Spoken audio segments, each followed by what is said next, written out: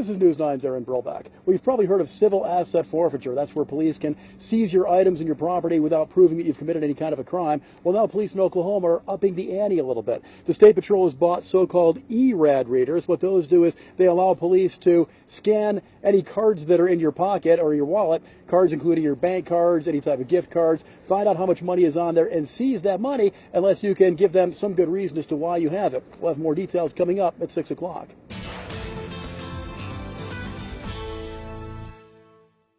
The Oklahoma Highway Patrol has a new high-tech device it says will help curb drug money laundering and identity theft. But opponents say the device violates constitutional rights and can be abused by law enforcement.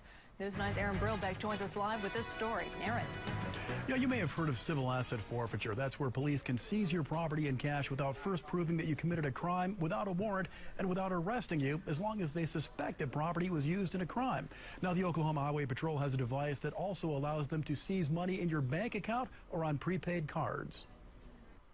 It's called an ERAD, Electronic Recovery and Access to Data Machine, and state police began using 16 of them last month. Here's how it works. If a trooper suspects you may have money tied to some type of a crime, the Highway Patrol can scan any cards you have and seize the money. We're going to look for different factors in the way that you're acting. We're going to look for different, if there's a difference in your story, if there's some way that we can prove that you're basically falsifying information to us about your business.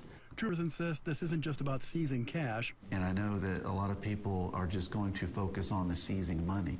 That's a very small thing that's happening right now. The largest part that we have found, the biggest benefit, has been the identity theft. As for any money seized, if you can prove that you have a legitimate reason to have that money, it will be given back to you. And we've done that in the past. Senator Kyle Loveless says that removes due process and the belief that a suspect is presumed innocent until proven guilty. He says we've already seen cases here in Oklahoma where police are abusing the system. Here we've seen a single mom's stuff being taken, a cancer survivor, his drugs taken. We saw the Christian band being taken. We've seen innocent people's stuff taken. We've seen where the money goes and how it's been misspent. Loveless plans to introduce legislation next session that would require a conviction before any assets could be seized. If I were to err on the side of one side versus the other, I would err on the side of the Constitution. And I think that's what we need to do. Now, as for the cost, we did obtain a copy of the contract that the state has signed. It shows that the state is paying ERAD $5,000 for the software scanners and then another 7.7% of all the cash the Highway Patrol seizes. We're live in the newsroom. Aaron Brillback.